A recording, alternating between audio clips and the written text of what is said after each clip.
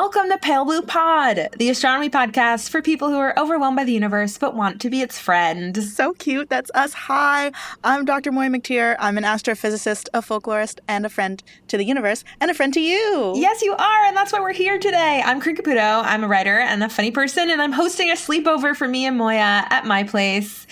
And So cute. you know, maybe you'll hear some of the squirrels on the walls. In the morning, you'll hear the seagulls wake you up. And The seals? oh my God, imagine seagulls. Okay. You're going to hear those gulls start, if it's a garbage night, they're going to start early picking up my garbage bags. Thank you for the warning. But welcome to my bed. This is nice. This is very soft. Thank you. Thank you. For all the extra pillows. I sleep with a lot of pillows. I have, I think, maybe 9 guest pillows because I really think you need to offer guests 2 pillows minimum. Yes. Minimum. Some people are offering me 1 pillow when I sleep over, and I'm like, that is not right. I need more than that. I need at least one for my head. I need a thigh pillow. Yeah. I prefer to have like a cuddle pillow. Like that I hold something. Yeah. Exactly. You get it. Yeah, and maybe you'll hear the thud of my weighted blanket fall off the bed as it does every night. Yeah, we've been having a great sleepover, but now it's time for our nightly doom scrolling. Yes. Which is something that has become a part of my routine. In a big way. Oh, yeah. You know, the year starts and you're like, I'm not going to use my phone in bed. And then it's January 2nd and you're like, whoops. That is how it feels. Like, oh, no, this happened. It was out of my It just control. happened to me. It happened to me. I didn't. It's not my fault. It fell into my hand. So we're here doom scrolling, and we've seen some interesting threads come up as we're looking through the socials. So we figured we would share some of them with you from our sleepover. I love this. I feel like people are sending us cool social stuff all the time, and this is a fun way to share it with everybody. Yes, but this is our first time. So like a quick thing. Well, this is our first time doing like social roundup like this. So if you want us to do more episodes like this in the future, please continue to send us those threads at palebluepodcast@gmail.com or as a DM on socials. We're palebluepod on Twitter and Instagram. But Corinne, you had something. You saw it and you were like, oh. So would you like to share? Okay, so this is a thread from Anne the Gnome on Twitter, or X. And what caught my eye was Anne described this thread as, quote, equal parts cosmic horror and nature being metal. Oh. So I was like, what's this going to be? That sounds a little scary. Okay, so in 1988, astronauts aboard the now retired Russian spacecraft Mir, M-I-R, I assume it's called Mir. I think it means peace. Oh, okay. And I don't think we've talked about Mir before, but it is the precursor to the ISS. They realized that something had nearly kind of covered one of the space station's windows from the outside. From the outside? The space side? On some space-facing thing has, like, blanketed a window. Immediately chills. I'm out. So there's been articles written about this event, and space.com had one that I was reading, and the whatever this thing was had started working its way into the space station by slowly destroying the window's titanium quartz surface. And like, obviously you have to assume that if we're sending something into space, that ship is nearly indestructible, or like as indestructible as it kind of can be. This must have been so scary for the astronauts to be like, what is going on? And now it's a horror movie. Yes. I'm horrified on their behalf 40 years later. So the thing is a stowaway. It had hitched a ride.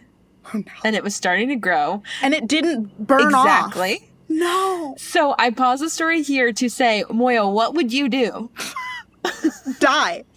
Yeah. I would jump out the space station. You would have to jump out of the spacecraft. Are you kidding me? I would just be like, sorry, Eject. comrades, and I would leave. I would piece the fuck out of there so fast. God bless. Good luck to you on solving this. Yeah, I see some creepy organism on the outside of my spacecraft, and it's getting in. No. Yeah. Immediately no. So this thing was aliens. No. Just kidding. It was fungi. It was a fungus. It was a fun guy breaking in. A fun guy. He was just, please, let me in. I'm a good guy. So many, or if not all, spaceborne like fungal species are like they're dormant during launch and on the journey to space, but they kind of like will activate in space, and they form this like thick living like mat on all like regions of a space station. And this isn't happening all the time, but these mats can like wreak havoc. And, like, it will threaten the astronauts' health, like the electronics, the plumbing, other components of the space station. So this is a really big deal. And since this 1988 incident, there are, like, more efforts than usual to establish, like, robust cleaning routines, like scrubbing the fungi off walls and the equipment before they can cause serious damage, and, like, doing as much as they can to launch one of these things without fungi on board. Good. But I think we've all, like, seen fungus documentaries and also just experienced mold, like, in our homes and stuff where you don't know that this is there. You can clean your bathroom, but if you have plants in there, you might still get that, like, pink ring around, like, parts of your sink and whatnot. So it's hard to battle fungus. But most of the focus on keeping, like, Earth's microorganisms from contaminating other worlds has been really focused on bacteria and preventing the spread of that, and was not on fungi. And this was clear, like, we cannot ignore this. I didn't realize there would have to be such a difference in managing the two, that what you do for bacteria doesn't work. I'm imagining it like a doctor's office where you can do an alcohol swab and there won't be bacteria present for your, shot. But fungi could still be in the air? I don't know. But now there have been efforts to do controlled experiments with fungi. Like, scientists are really curious about how fungi works in space. So this was, like, really huge for microbiologists to learn, like, hey, they can survive launch on the outside. We didn't even have to do anything. And then they, like, came to life and adapted in space. So that was really wild for them. And there are theories or, like, hypotheses that imagine, there's this one fungi, and I will be pronouncing this wrong, Aspergillus nidulans? Nidulans? And it's a well-researched fungi that was used in osteoporosis drugs because it could help improve bone density. So there have been experiments with this so that astronauts going on long-term space travel, because one of the side effects is you will lose your bone density the longer you're in space, which was one of the things that makes going to Mars so hard, one of the many things. Maybe this fungi could be used as, like, something to foster bone density, improve astronaut health for long-term space travel. So cool. And we know through experiments that these spores can survive insanely high radiation doses. So researchers at the German Aerospace Center discovered that the spores could survive doses of 500 to 1,000 gray. And gray is the measure of the amount of absorbed radiation energy. Oh. And by contrast, so if that spore can survive 500 to 1,000, humans get radiation sickness at 0.5 gray. And are killed at 5 gray. We're so fragile. But this spore can survive 1,000. That is incredible. Yeah. And really the takeaway here is just like and I think it's comforting, we will never be truly alone traveling to space. Oh, no matter how hard we try. No matter how hard we try. These little hitchhikers. Fungi sticking around. Sometimes it can be really comforting to have someone who, like, refuses to let you abandon them. Like, they're like, I don't care how many times you try to run away. I'm coming back. I'm coming with you. Uh-huh. I've read too many romance books. And by the way, I'm 1,000 times stronger than you. Yes. Also, something you find in romance books. Yes, true. But yeah, I thought that thread was super fun. There's even more info from Anne the Gnome. Okay. One word. That's her handle. Anne the Gnome. And the picture. There are pictures. There's pictures too. Cool. So I didn't do the fact checking work of finding out if those pictures are actually related to the moment she's talking about. But the pictures are really what caught me during my doom scroll. Great. Yes. Thank you for sharing that. Of course. I got caught in my doom scroll by I think it's a still from an old sci-fi movie of the moon with, like, a rocket in its eye. Yes. Mm-hmm. That's like I feel like that's one of the first feature films. Yeah, I've seen it a lot. But that caught my attention, and it ended up being a thread by science journalist Latif Nasser that then for the next 48 hours, I could not escape this thread. It seemed to be all over Twitter and a little bit of Instagram, though I'm not over there as much. So let me tell you about this tweet. It has some very impressive numbers. He tweeted it out on January 26th. It was a personal story about a, quote, profound cosmic revelation about what's even possible in our universe, end quote. It had 16 million impressions and 152,000 likes. So this had wide reach, even beyond the nerd communities that I am directly a part of. So here's the story. He was putting his son to bed one night when he looked up at a poster in his son's room of the solar system, and it had the planets and many of those planets' big moons, including a moon around Venus called Zoozve, Zoozve. Latif, after he left the room, was like, wait, I'm a smart person and I have studied, reported on science. Venus doesn't have a moon. But he checked himself, he Googled it, and he went to a NASA site that said Venus doesn't have a moon. He texted or called one of his astronomy friends, Liz Landau, and was like, hey, does Venus have a moon? And she was like, no. And he was like, okay, no. Cool. Got it. Wondering, why is this moon on this poster? Did the illustrator of the poster just make it up or include it as a prank? Maybe Zoozve is the illustrator's dog. So he calls the illustrator or emails the illustrator or something. The illustrator is named Alex Foster. He emails him, and the illustrator swears that he didn't make it up, but that he got it from a list of official satellites in the solar system, but he doesn't know where that list is. It turns out he does have a dog, but the dog's name is Winnie or something. So not Zoozve. Latif is like, okay, well, I don't know what to do next, when his astronomy friend Liz Landau contacts him and says that she has found this list that Alex Foster must have been referencing. And on that list, there is a little satellite around Venus called 2002-VE. So then Latif goes back to the illustrator and is like, hey, is this possibly what happened? And the illustrator is like, yeah, I misread my handwriting from my notes when I was making this poster. So, This is so relatable to me. So confidently puts it on the poster that then gets sold to people. Yes. Also, this is why penmanship is important. Yes. So it is a real thing. It is this actual rock that exists out in space around Venus. Its official name, at least before this story went viral, was 2002-VE68. It was discovered by Brian Skiff at Lowell Observatory in 2002. That's why it's called that, in Arizona. And it was discovered as part of the Lonios project, which was an asteroid hunting survey done in the 90s and the aughts, which was a time when science fiction had a lot of asteroid impacts in movies. And so Congress was like, hey, NASA, can you figure that out? Or some other organization, and they found a bunch of rocks, but would immediately dismiss them as interesting objects of study if they realized that it wasn't a danger for Earth. So Brian Skiff found this rock, immediately forgot about it once he realized it wasn't going to hit Earth, but two other scientists picked it up. One was, and I think these might be in the running for some of the best names on Pale Blue Pod. Let's hear it. So far. Two scientists, Paul Weigert in Canada and Seppo Mikkola in Finland. I love the name Seppo Mikkola so much. I love Seppo Mikkola. That's a good name. That is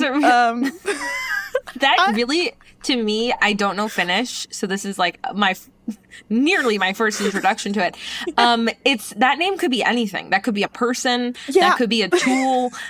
I love it. Love it.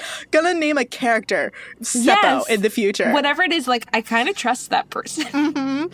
So Paul and our good buddy Seppo kept studying 2002 VE68 and its orbit, and they published a paper in the monthly notices of the Royal Astronomical Society in 2004 where they determined it was a, quote, quasi-satellite of Venus. And they say, quote, the distinction between satellites and quasi-satellites arises because quasi-satellites are too far from their planet for its gravity to exert a significant hold on them, though the planets do play a role in the stability of quasi-satellites. End quote. So the situation here between Venus and 2002-VE68 is that Venus orbits the sun. And it does that on a fairly circular orbit. There's a little bit of eccentricity, but not much. This rock, 2002 VE68, orbits the sun on a more elliptical orbit. It's more of an oblong, but it has basically the same period as Venus. So the two are kind of always around each other as they're orbiting the sun. So it looks like Venus has captured 2002 VE68, when really they're just in this type of like motion resonance with each other. So the rock orbits the sun, but is stabilized. It's held in a stable position by Venus's gravity. This was the first quasi-moon found, not just in our solar system, but ever. And Latif Nasser was like really moved by that point in the thread. But now we know about a lot more quasi-satellites. For example, Earth has at least 7, and one was discovered just last year in 2023. So we realized that these quasi-moons are common. We realized that they may even be able to move between planets. Like planets can just pass these around like trading cards through dynamical forces like gravitational interactions. There's another paper from the monthly notices of the Royal Astronomical Society in 2012 that supposed that Earth may have actually given 2002 VE68 to Venus.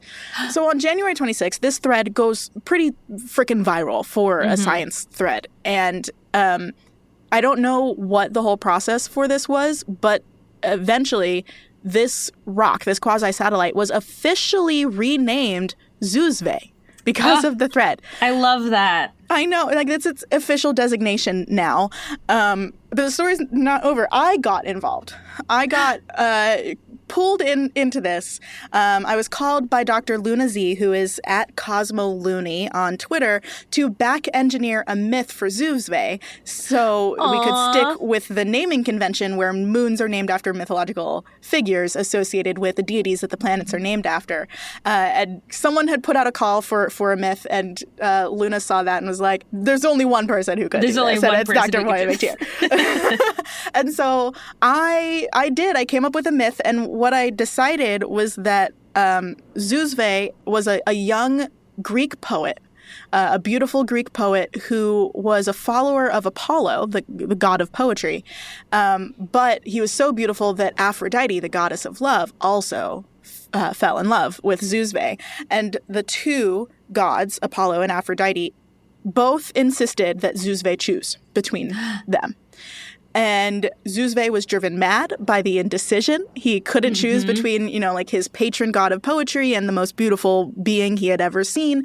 And so he was driven mad, and those two gods lost interest. But then Zeus took pity on him and turned him into a rock. And now he is doomed to kind of orbit both of them, like both of the gods that he's spurned. And that's Zuzve. I love that. I love Zuzve. I love the journey. And I love deciding, like, finding a factual error on something in your kid's room and making it real. Yes.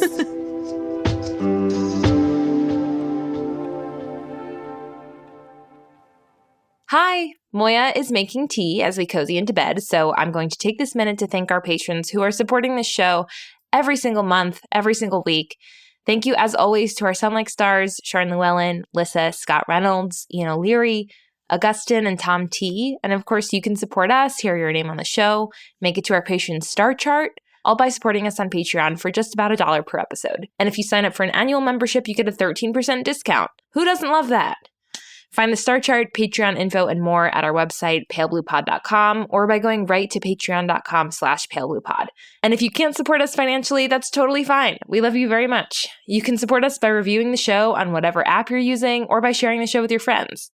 And before you go, if you are loving Pale Blue Pod, and especially if you are loving my co-host, Dr. Moiya McTier, you must give her other podcast, Exolore, a listen. If you didn't know, Moiya is also a folklorist. So if you've ever wondered about what life would be like on different planets, or how writers create your favorite fictional worlds, Moiya has the facts for you.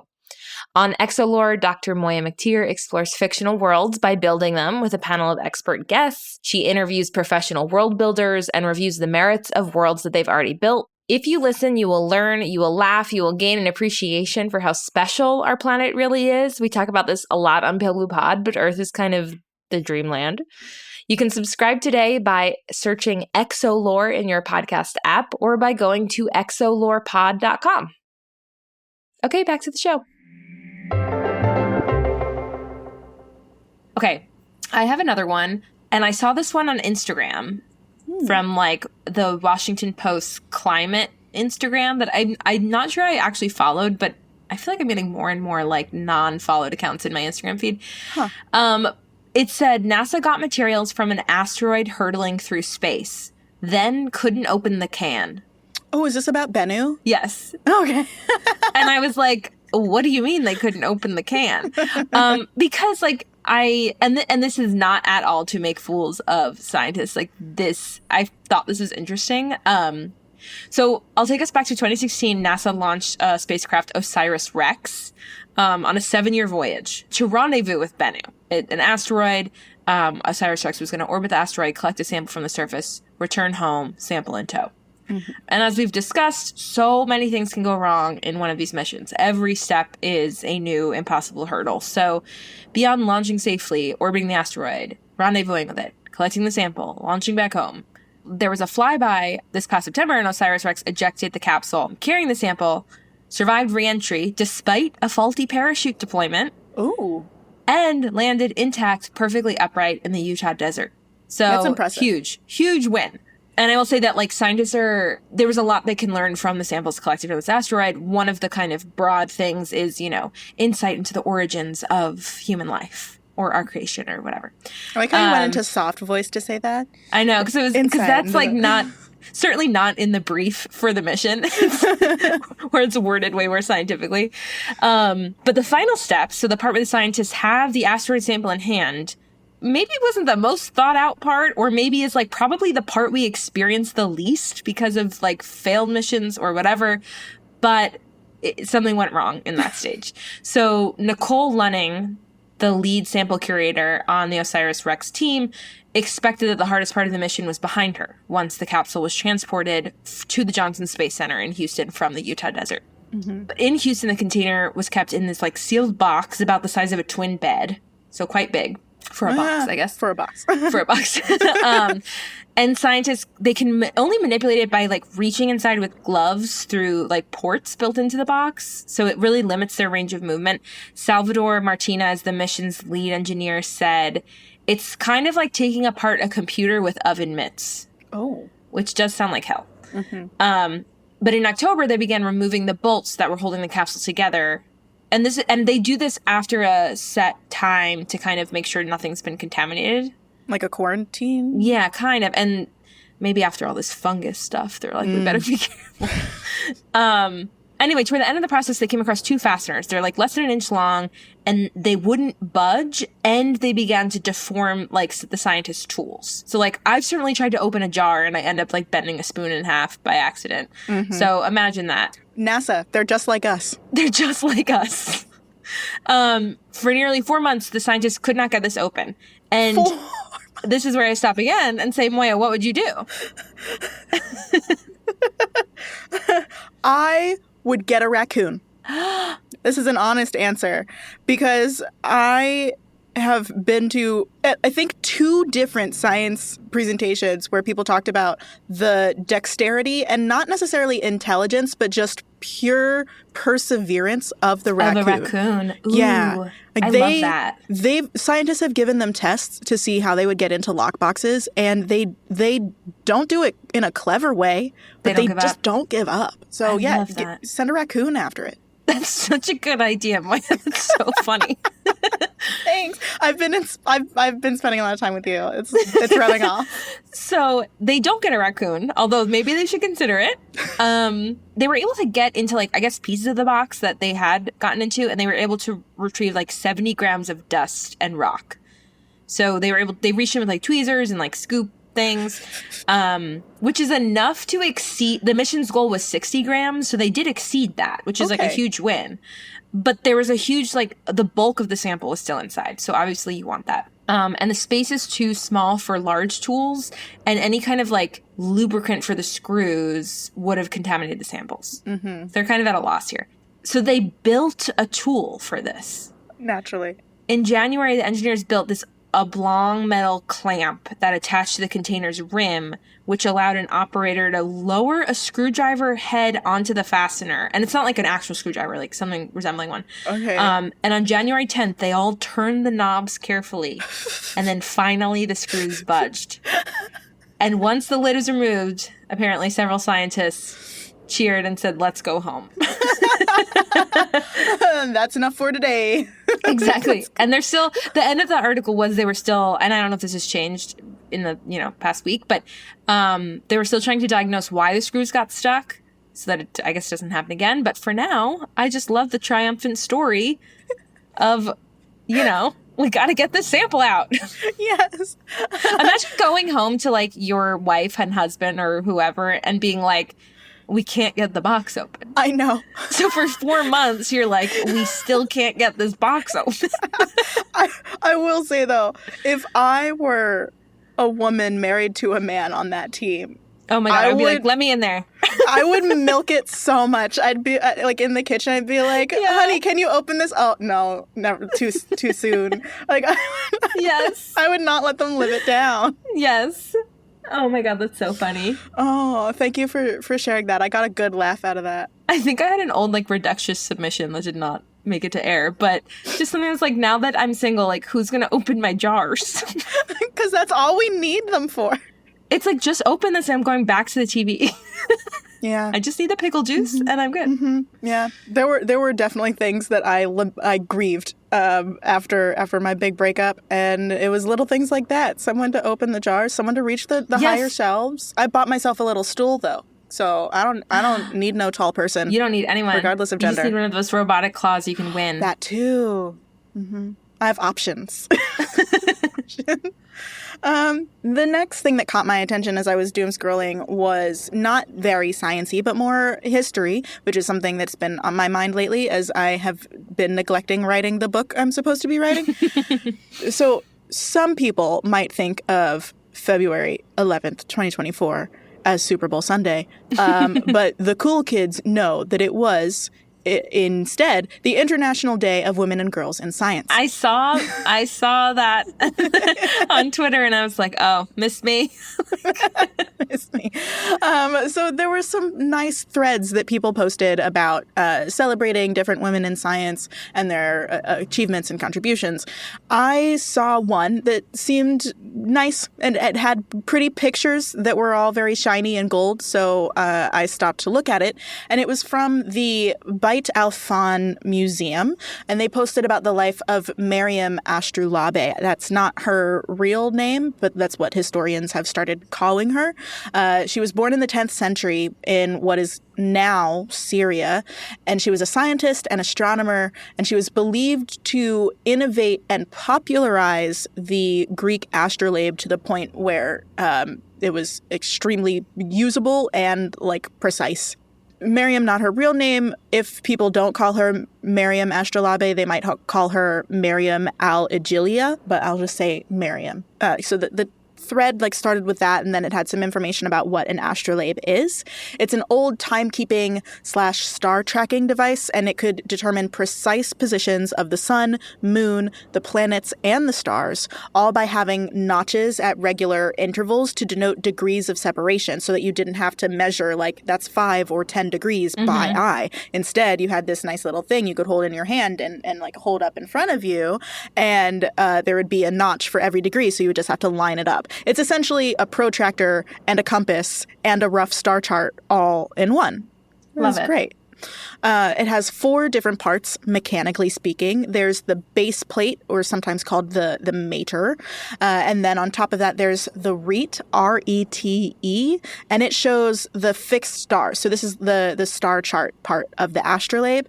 It has the stars that are always in the sky and the ecliptic, and certain big naked eye stars are marked. I just Googled a picture of it, and it looks like a time travel device. Yeah. It looks like something that if all of these things were lined up correctly, I could do today over again. Yes. I would not be shocked if people making fiction movies have not used the astrolabe as inspiration for time-turning devices. Like, if you shrink this down, this could be Hermione's time turner. This could be any number of machines that sent protagonists back in time in sci-fi. The point is, I want one. Yes, great. Then at least they're usually pretty beautiful. They were works of art. So we have the base plate, the reat, and then there are the plates on top of that, each of which is made specifically for a different latitude. So I guess you could like swap them in and out. But you would have to know what your latitude is. And then there would be the alidade that has the sites used for making observations. So it has sites that you could look through, and then the notches for the different degrees. And the cool thing about having this done in the Muslim world is that an astrolabe in other parts of the world are probably only going to be useful for priests or scholars, people who are intellectually interested in the motion of celestial objects. But for Muslims who have to pray at a specific time in a certain direction every day, this instrument would be useful for everyone. And so it would let them know when to pray, what direction to face, and also when their big holy days started throughout the year, because it was not like the same date on the calendar every year. Miriam and her father learned how to make astrolabes as apprentices under famed astrolabe makers in Baghdad. And then Miriam was such a little prodigy, an astrolabe prodigy, that she started making them and perfecting them. And she was employed at the court of Aleppo to design timekeeping and other navigation tools like the astrolabe, but not limited to that. So she was employed as basically like an engineer and a scientist by the court at the time. And an asteroid in the asteroid belt between Mars and Jupiter, it's called asteroid 7060. It was discovered in 1990 at the Palomar Observatory in California, but it was named after her. It's called Al-Ijilia for Miriam Astrolabi. Aww. Yeah. So here you go. A fun little story about 10th century Muslim women. Because I think we could all use more stories about women and girls, especially like brown women and girls having great influence over science and its technology. Yeah, definitely. Yeah. Well, to take it back to Doom, I will tell you. What a segue! My last story, which maybe is uplifting, maybe isn't, but I think is a very, very small case for media literacy, or just like knowing the questions to ask when you see a headline. Oh, yes. Careful consumption of media is so necessary these days, and not everyone is taught those skills. Yeah, and I don't know how this will end as long as places are laying off large, talented people. But also when we need page views and counts and clicks and retention to measure income and success, I think clickbait headlines are here to stay. This was another Instagram thing in my feed, probably because I clicked on the earlier one, where it says scientists are starting to worry about the moon shrinking. Excuse me? And this is Washington Post again. Obviously, moonfall energy, immediately. I'm thinking, what if the AI monster that lives at the core of the moon is awake and sucking out the moon's size in an effort to escape or something? Right. So I'll walk you through the story. Thanks. So like 50 years ago, when we went to space, or the moon last, astronauts put seismometers around the near side of the moon's surface to record like trembles. Seismometers. Seismometers. I've missed the first M. I was like, a seismometer is a ruler. It's a ruler. That's what I'm going to call rulers now. Yeah. But the most powerful shallow quake was near the South Pole, which is where NASA's Artemis 3 mission, which is hoping to send people back to the moon potentially in 2027, it's one of the landing spots for that. So a new study shows that like a quake that size was part of a group of currently seismically active faults, which have been created as the moon has been shrinking. And models suggest that this could trigger landslides. So let's start with the moon is shrinking. Yeah. Oh my God. What are you talking about? So as the moon's core cools, it is contracting. and it's contracting about 150 feet in diameter over the last few 100 million years. Oh, that's nothing. Okay. It's nothing. And Earth's core is cooling, but it doesn't experience the same type of shrinking because our crust is made of like many puzzle pieces of tectonic plates, but the moon is a single plate. Mm-hmm. So as it shrinks, portions of the crust are pushed together. They form ridges called thrust faults. Ooh. And the article does say there is no reason we should be concerned with a shrinking moon. That said, the headline of this is that scientists are starting to worry. So I will emphasize that a shrinking moon is not going to affect something like an eclipse. It's not going to have no impact on that.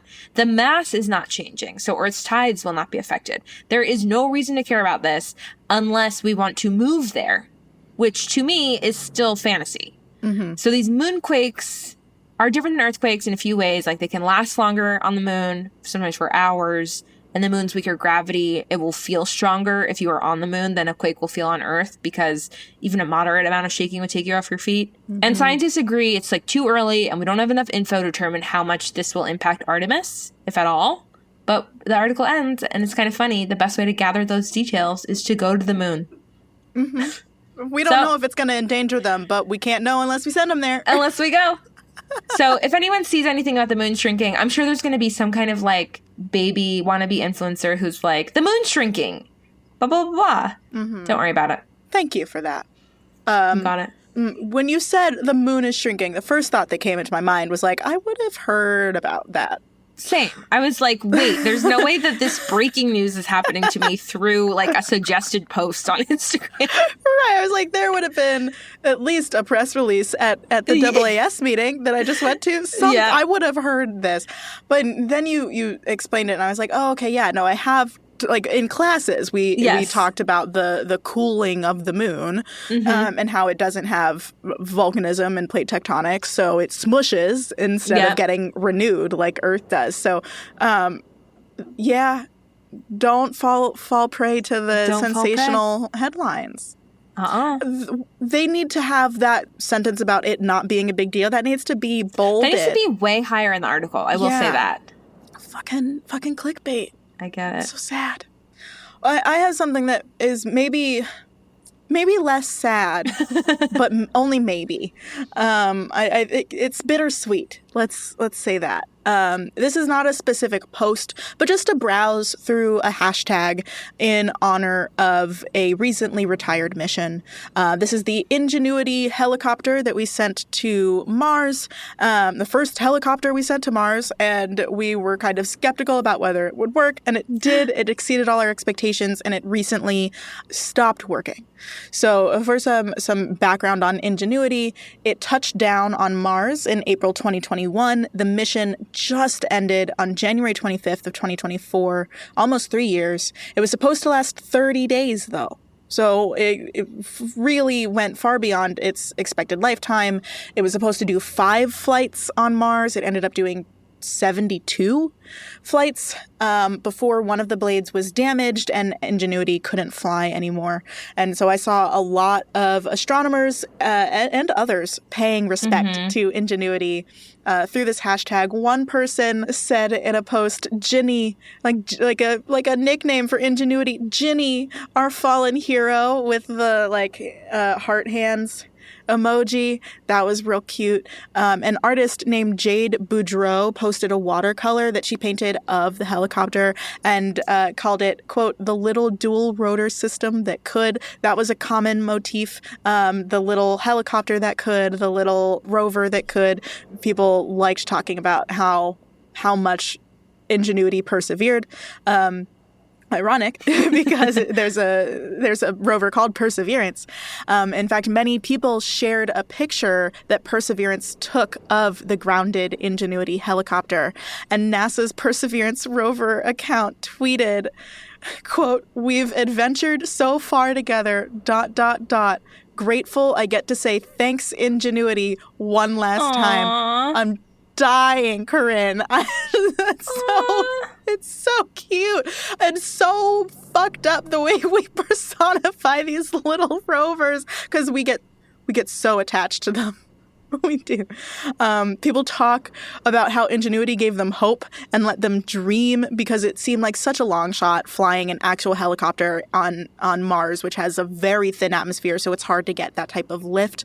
And it went outside the astronomy community. Merriam-Webster tweeted out something in honor of Ingenuity. They tweeted out the definition of Ingenuity with a picture of the copter, and it was so cute. So cute. So yeah, Ingenuity was recently forced to retire by unforeseen circumstances, and many people were sad to see it go, myself included. Myself included, too. Mm-hmm. So thanks, Ingenuity. Thanks, Ingenuity. One last time. Well, I think I've scrolled enough. I've scrolled enough. I'm ready for bed. Yeah, that kind of wraps it up. Well, I'm happy to say we'll probably look at our phones first thing in the morning. You know it. So for all our listeners out there, I hope tonight you're cozy in bed and you can put your phones down and remember that you are space. Yeah, you are. Bye.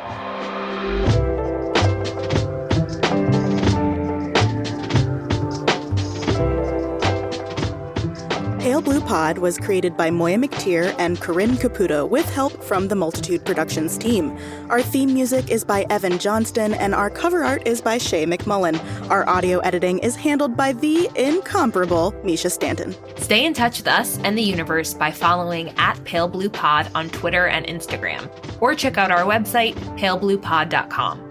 We're a member of Multitude, an independent podcast collective and production studio. If you like Pale Blue Pod, you will love the other shows that live on our website at multitude.productions. If you want to support Pale Blue Pod financially, join our community over at patreon.com/palebluepod. For just about $1 per episode, you get a shout out on one of our shows and access to director's commentary for each episode. The very best way, though, to help Pale Blue Pod grow is to share it with your friends. So send this episode, this link, to one person who you think will like it, and we will appreciate you for forever.